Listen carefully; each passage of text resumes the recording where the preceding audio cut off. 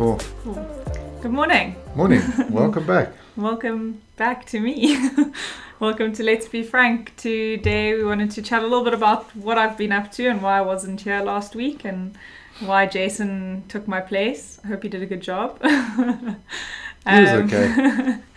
So I had an awesome opportunity to travel to Mauritius for a pitch presentation, which I think people who have seen this podcast before will know that I'm not the greatest at public speaking. So it was quite a big challenge for myself personally, but it was a really great opportunity and I learned a lot while I was there.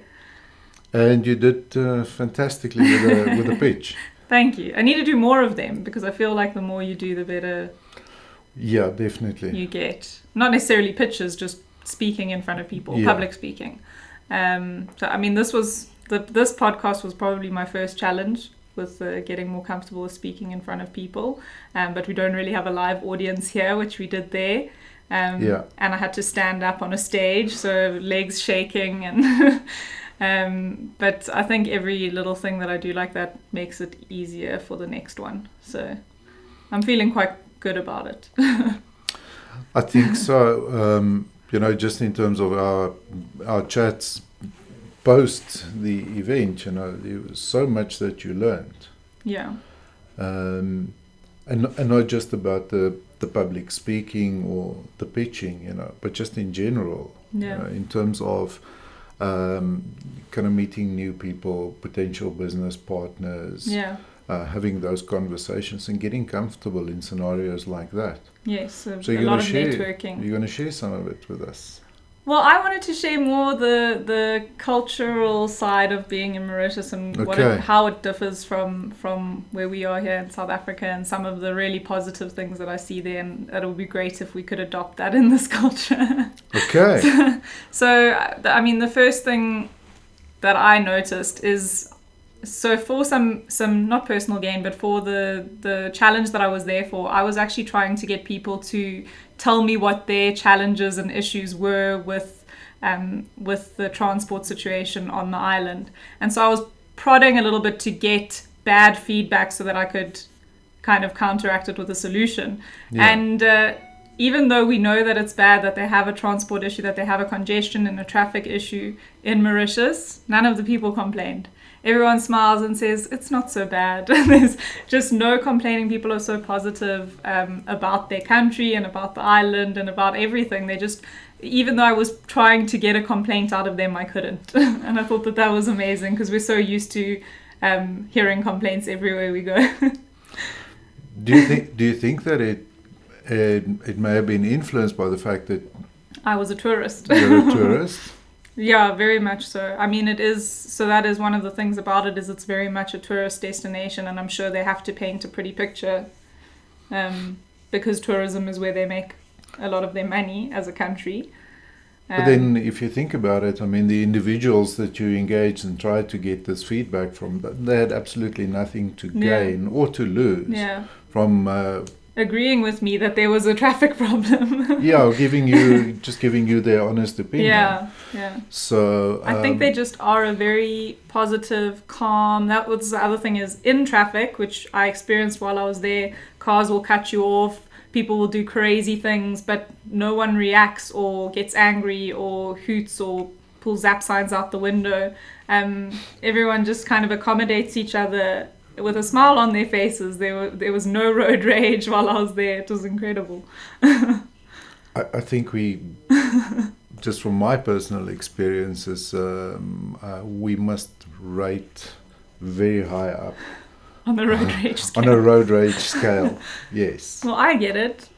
I don't do the pulling zap signs out my window, but I do shout in my car. I think it's just to release that frustration when someone has cut you off or done something stupid. I'll have a little bit of a rant to myself so no one else can hear it. It doesn't benefit anyone. But and does I was going to ask, does it benefit anyone? I don't know, maybe calling that person a moron makes me feel better. Yeah.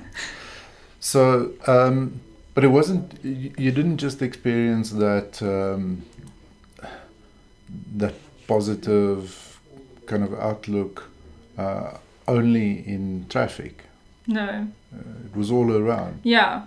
It just feels like everyone is very friendly and peaceful and accommodating, and I'm not sure where that comes from. I'm not sure, like you say, maybe it's because it's a tourist destination and they're always putting on their best face for people, but I don't think so. I mean, I was in a lot of more of the local areas as well, and not doing touristy things, so it was just a nice experience. Happy people, and definite. I don't know if the sunshine and beaches has anything to do with that. Maybe my outlook was also different being there because I was more relaxed. I was close to the beach. It was beautiful weather. I didn't have to wear a jersey every day. So maybe my personal positivity affected how I saw everything around me. That's possible. We talk about that a lot, that positivity breeds positivity. And I think if it was as simple as that, and we can just send you on a road trip around the country, and everything will be, if it was just up to you. So I think obviously our own outlook and our own positivity as a contribution, but it's interesting. It's not something that I try to look at or understand better. Is why are people generally more positive? There's a couple of things that we in our research learned, and that is that employment rate is 90 in the 90 something percent. Yeah. And sadly, our own statistics were also published last week, I think. I didn't see them. Yeah, no, okay. I don't want to talk about it. No, you don't want to know. Yeah. So that may be one of the things. I think the literacy rate is another thing. Yeah, the education system there is very good. The education system is very good. But I think any education for any education system must be kind of backed up by a few simple things, like people can get a job after they study. well, never mind that, So that makes a huge difference, I suppose. But also, I mean, things like a little bit of discipline, parenting, etc. I think there are a number of things that contribute to that being so so successful. Yeah. I also must just say a little story. I had a wonderful taxi driver that took us to the airport on the last day and took us on a little tour of the island and places that we probably wouldn't have seen if we hadn't been with him. He was like very good at stopping at places and showing us things that were off the beaten track. And at one of the places we stopped, it was a tea plantation. Another tourist from, I think, Saudi Arabia, a husband and wife, the car that they had just hired, they'd gone through some dodgy hiring company and had a flat tire, and they changed the tire, put on the biscuit wheel, and that one also was flat. And so these guys were worried and stuck, and our taxi driver offered to help them out. He told them to follow him, drove through the town, found a little tire place that was closed, because apparently on a Thursday at 12 o'clock, it's tradition, the Mauritians all go into town to get their things for the next week. So Thursday, 12 o'clock, everything's closed.